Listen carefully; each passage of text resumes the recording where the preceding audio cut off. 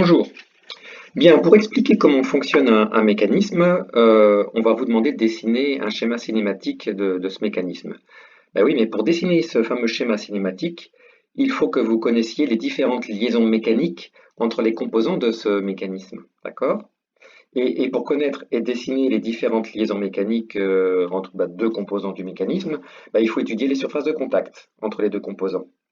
Donc, c'est ce qu'on va vous expliquer aujourd'hui, les surfaces de contact entre deux composants. Un travail personnel vous sera donc expliqué en fin de vidéo. D'accord? Alors on y va. On appuie sur la flèche. Donc dans tout système mécanique, on trouve des pièces qui sont liées entre elles. Voilà des exemples de pièces. Et pour créer des liaisons, il faut mettre ces pièces en contact les unes avec les autres. Alors on va commencer par des volumes simples, hein. D'une part le plan, le cylindre et la sphère. Pour déterminer le contact, on imagine que le solide est enduit d'une peinture. Voilà.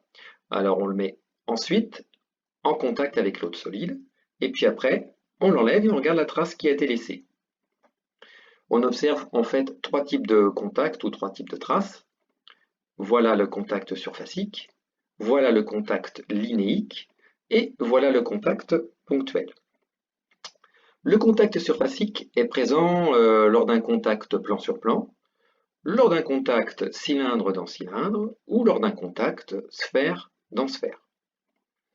Le contact linéique, lui, il est présent lors d'un contact cylindre sur plan, cylindre sur cylindre, sphère dans cylindre et sphère sur trou.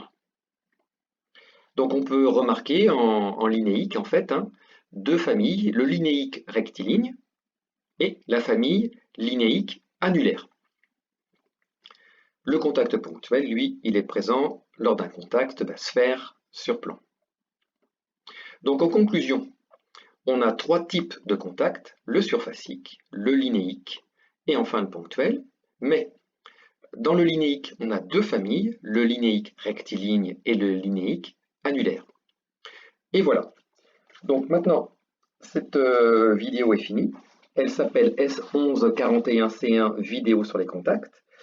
Sur une feuille de papier A4, vous allez inscrire en bas et en majuscule votre nom, prénom, classe, et puis noter également le nom de la vidéo, S1141C1 vidéo sur les contacts. Voilà. Et puis vous répondrez par écrit en notant simplement le numéro des questions que je vais vous donner avant de répondre. Première question, question numéro 1. Quels sont les trois types de contacts possibles entre pièces d'un mécanisme? Question numéro 2. Quels sont les trois cas de contact surfacique? Question numéro 3. Quels sont les quatre cas de contact linéique? Question numéro 4. Quelles sont les deux familles de contacts linéiques? Et enfin, question numéro 5. Dans quel cas peut-on observer un contact ponctuel? Voilà, je vous souhaite bon courage. À bientôt.